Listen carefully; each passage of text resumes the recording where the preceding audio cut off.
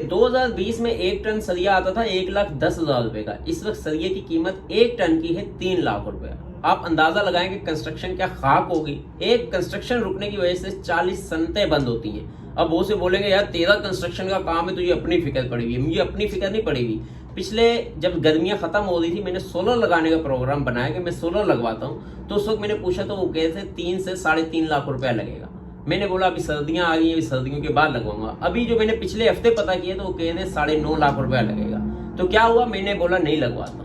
तो इसी तरह कीमत बढ़ने की वजह से काम लोग नहीं करवाते। ना करवाने की वजह से लोगों का जो रोजगार है वो मर जाता है। फिर चोरी डकैती इस तरह की बढ़ती है। आप अंदाजा लगाएं कि रॉ मटेरियल में सबसे ज्यादा इंपॉर्टेंट है सरिया है, सीमेंट है और क्रैश है। जो भी कंस्ट्रक्शन होनी है, सबसे पहले बुनियादी चीजें ये।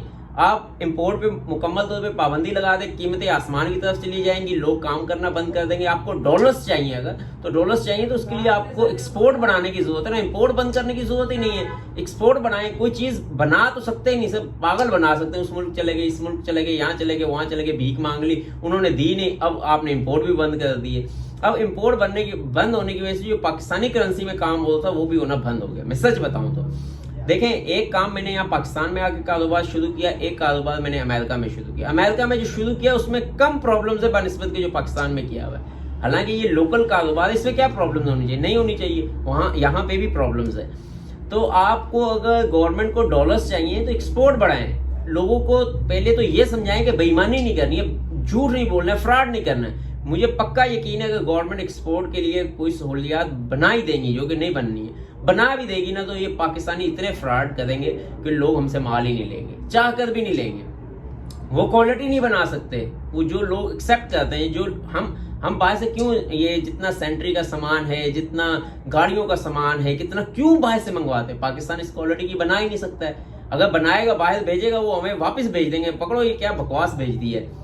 अमेज़न क्यों पाकिस्तान में इतनी जल्दी नहीं आता, उनको पता पाकिस्तानी वो क्वालिटी नहीं बना सकता है।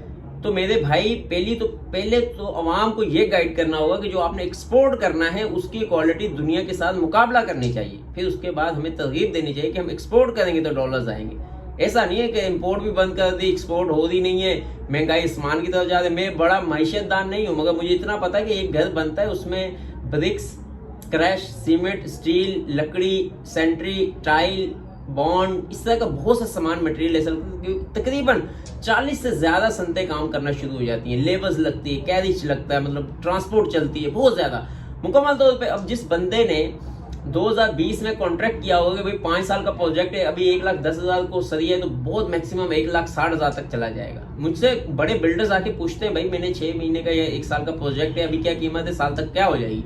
मैं एस्टिमेट देता हूँ। अब एस्टीमेट तो उसने 1,10,000 के बजाय किसी को बता दिया होगा भाई आपका जो बिल्डिंग है वो 1,60,000 तक, 70,000 तक, 2 लाख तक मैक्सिमम चला जाएगा 1 टन।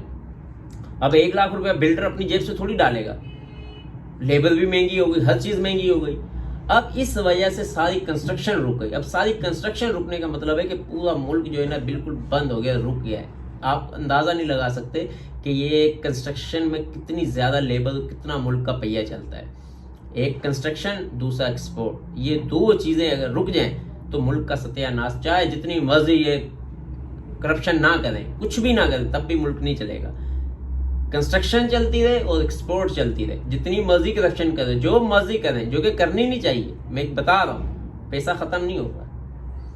प्रॉब्लम यह है कि एक्सपोर्ट है नहीं है, इंपोर्ट बंद कर दिए, कंस्ट्रक्शन बंद कर दी, महंगाई की वजह से लोगों ने काम बंद कर दिए। पता नहीं क्या यार, मैं बहुत बड़ा मैशतदान नहीं हूँ, मुझे कुछ पता नहीं, मगर मुझे इतना पता है कि ये मुल्क जो है ना इस वक्त इतना बुरे हालात में कारोबार, जो भी कारोबार कर रहा है वो रोने पे आया हुआ है। इतना बुरा रोने पे आया हुआ है कि मैं लफ्जों में बता नहीं सकता हूँ। सबसे पहले गवर्नमेंट को चाहिए ये बताए कि भाई ईमानदारी से काम कैसे करना है, एक्सपोर्ट कैसे करनी है, फिर ये मुल्क तरक्की करे। नहीं तो रोते रहोगे, मरते रहोगे। हमारे बाबा अजदाद, दादे परदादे भी इसी तरह गुलामी में मर गए, हम भी मर जाएंगे, हमारे बच्चे भी मर जाएंगे। आज तक के लिए इतना ही काफी। अपना और अपने दोस्तों का ख्याल रखिएगा। अल्लाह हाफ़िज़।